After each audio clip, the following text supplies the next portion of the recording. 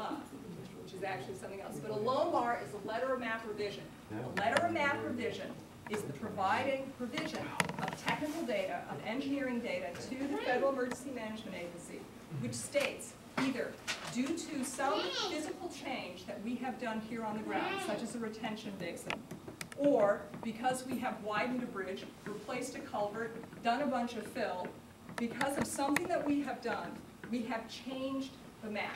We have changed how the map will look. We have changed how much water will be flowing through a system and the rate at which will be flowing through a system. When you find, one of the things that this detention basin, my understanding is that this detention basin will do, it is going to change the configuration of the floodplain, the special flood hazard area, which is south of Porter Road. Now, Dan, can you talk a little bit about the application that has been submitted by the developer? Sure. The detention basin up north of Porter Road, I think everyone knows where it is, was actually a requirement put by the city on the developer. So it isn't the city's basin, but it was one that the city required on it. And it, I don't remember how many acres, but it covers a lot of area, holds back a lot of water and limits what can get into the system. That coupled with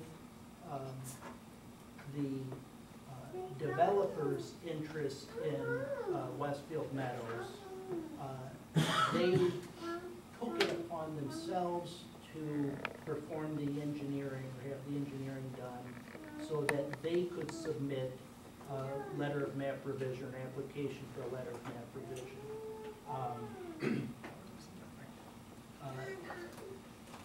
Assuming it's approved, the engineering, it's kind of like the maps. They're not real yet, but we can see what the final answer should be. Assuming that it's approved, it will have some effects on the boundaries of the floodplain in this whole neighborhood, but it's going to be pretty limited. I can show you the map. The place that has the biggest effect, isn't quite the scale here, is on Westfield Meadows. They brought in that fill so that they could stay above. That's why they did that. It's all going to go into ours. Well, I'm going to talk about that in just. I saw it coming 2 years ago. Let me just They talk have to about be a that. little bit later in the process, and could see that. You could see that in order to develop that area, they were going to need to get above it and put in that basin, so that with also the fill, that they could get removed from the floodplain after the letter of map revisions approved. Just a second. The other piece that the letter of map revision will do, which probably jumping ahead here, is currently this entire floodplain is what's called a Zone A. It's approximate. There's no elevations established to it. The letter of map revision, they did the engineering. When it's approved, there will be elevations established along this entire drainage ditch and back.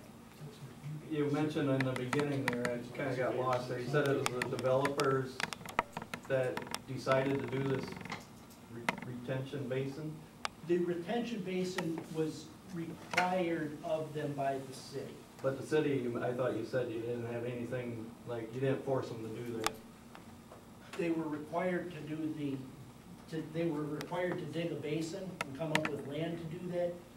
The city did not require them to spend $10,000 on engineering and put in a $5,000 fee to put in the application to revise the map.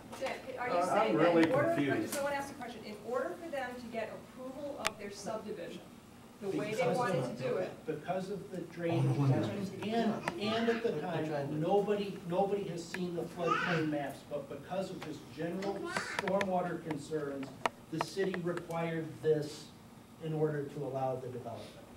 No, you're gonna allow development. And then this floodplain may change after the development happens because of some other alteration out there? And it's gonna affect other people, am I following this correctly? Sure. Cause a change. this is. And so it could actually put somebody into a floodplain. Actually, it's gonna shrink the floodplain. what this It's gonna does. shrink it.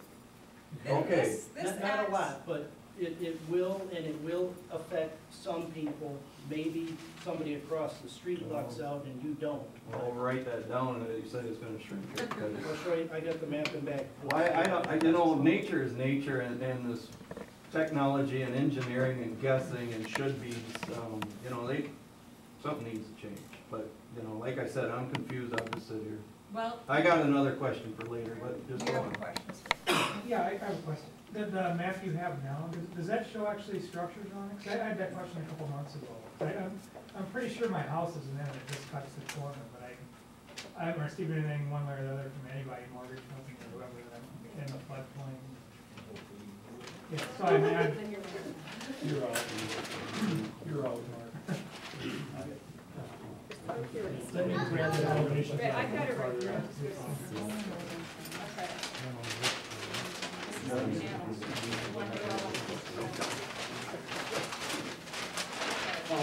This is,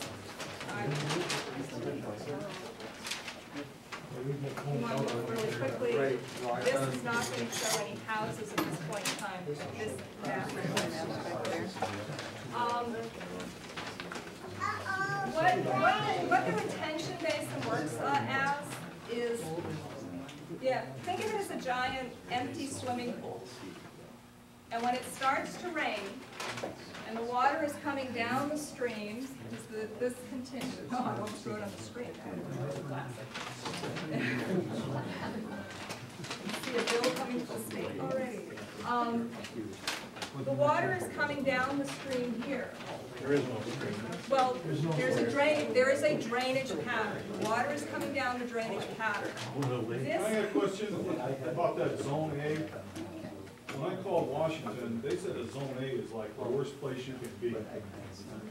no, the worst place you can be is a V zone like Galveston, Texas. Let me explain, okay. Does anybody, who has any questions as to what a zone A is? Okay. A zone A is called an unnumbered A zone. A zones are riverine floodplains. That means when you're next to a river, you're gonna have an A zone. If you're next to the coast, you're gonna have a V zone, which means way back. You have A zones. So 99% of the floodplain in the state of Wisconsin is an A zone. There's some along the coast of Lake Michigan that is a V zone, but you have an A zone. When you have elevations determined, which means a detailed engineering study has been done with cross sections and the 9 yards, they have determined this is how high the water's going to get, and this is how far it's going to go out to either side. And that means you have a base flood elevation, okay, or a BFE, right? Base flood elevation, 100-year floodplain. This is how high it's going to get, how far it's going to go out to the side during a 100-year event. That is always shown on the map as AE. A elevation or A everything. A zone A means that there are no elevations determined, and they have approximated how far it's going to go out to either side. So they have not determined specifically with an elevation that they can match topography to say this is how far it's going to go out. So this A zone is here, but not next to a river or a stream. So it's Right. still, and it's just a guess. There, And this information has been released. So now the banks come and say, well, you need the maximum protection because you're in an A zone, and it's not official, it's just a guess. This is a little bit more than just somebody going out on a map, a topo map, and saying, hey, this looks like I'm a not line. sure. All right, well, then you can have a discussion with the engineers at the DNR and FEMA as to what went into. You can also look at the flood insurance study, which is something which is at City Hall.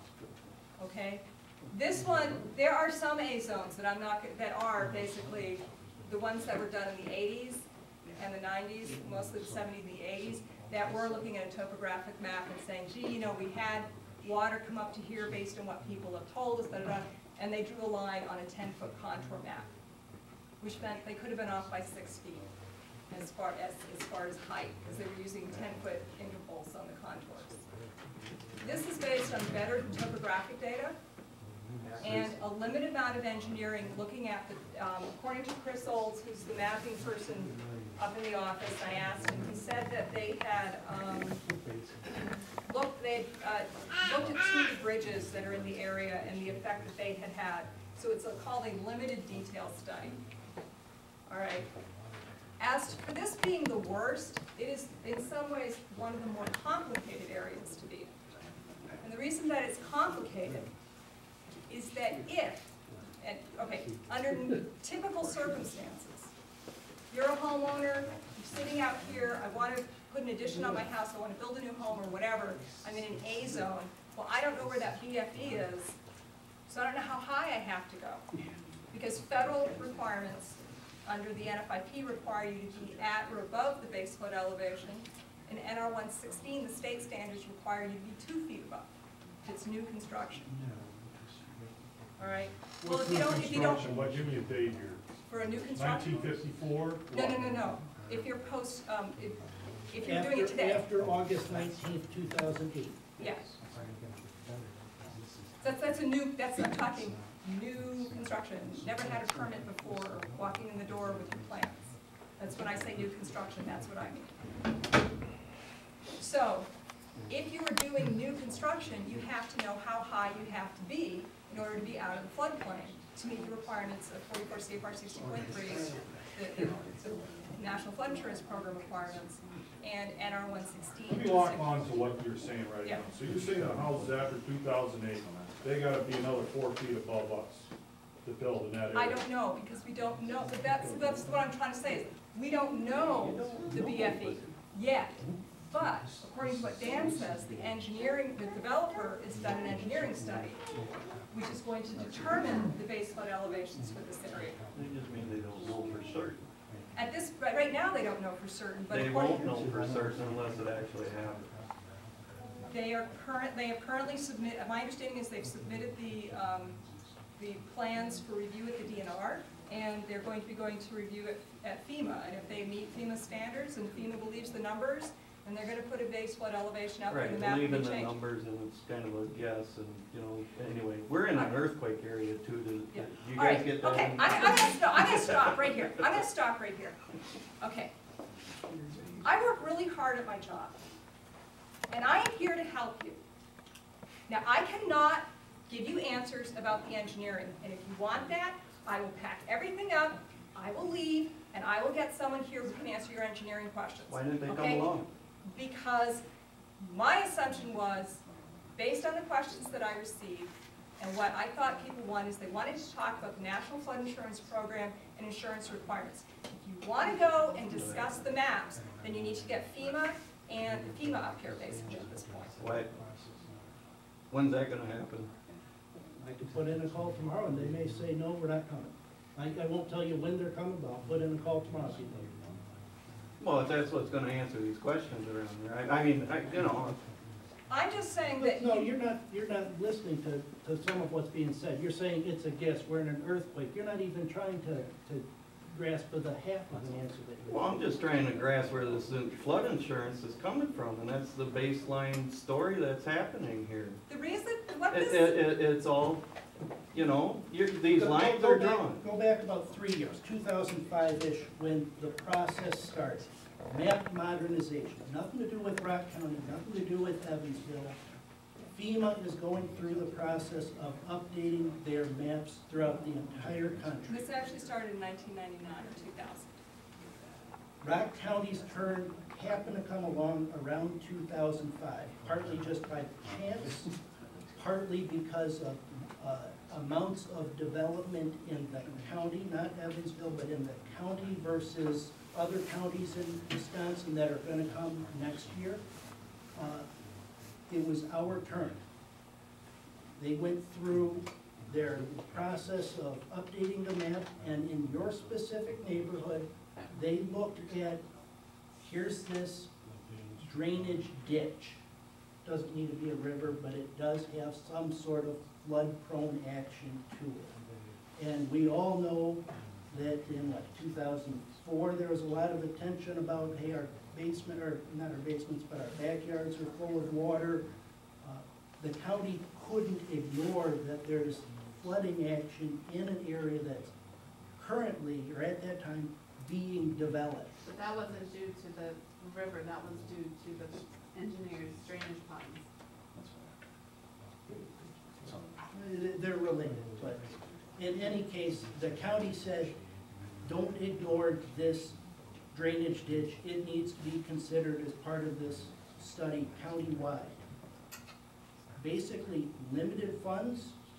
FEMA had the DNR study this area, but didn't do a real detailed study. They looked upstream and downstream at the culverts at Porter Road and Croft Road in order to basically get a benchmark of what amount of, and sort of what's the high water level, what amount of water at maximum does this stream carry. They did look at topographical maps from 2000, which preceded the development of your neighborhood. And basically, whatever the height that they determined off of those culverts, they said 902 feet is the elevation we need. They followed, I don't know if it was a 4-foot contours or 10-foot, whatever, basically just on a topographical map showing the elevations of the natural ground in 2000, mapped out, here's where the approximate floodplain is. There's no specific elevations to it, other than that's the limits based on the limited knowledge from the culverts. It's not a complete guess, but it's not extremely accurate. It's not detailed enough for them to say, this is the base flood elevation for regulatory purposes. Well, so then, I actually do understand it. The letter. Don't tell me I map-